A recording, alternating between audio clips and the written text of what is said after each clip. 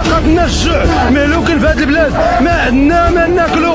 عطيونا الحل، الناس ما بقاوش يخدموا، الناظر ولا يخلع الفريزر ولا يخلع ما بقاش ما ياكل، هادشي ما عندوش الحل.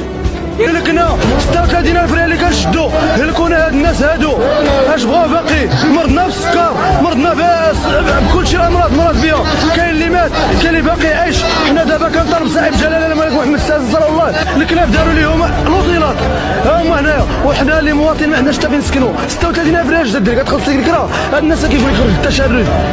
إذا كان النداء الوزارة الداخلية دير حل هذا القطاع هذا، هي اللي معنية بالأمر. حنا متابعين لوزارة الداخلية، حنا متابعين الجماعة، والجماعة متابعة الوصية تاع وزارة الداخلية، خصها دير لنا حل.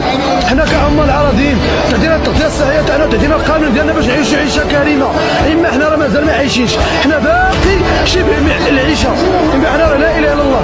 حاليا راه وقفنا، ما عندنا ما نخسروا، ما عندنا والو، ما عندنا حتى باش نصيروا على ولادنا. عطونا حقنا، راه كنا الجوع هلكتونا.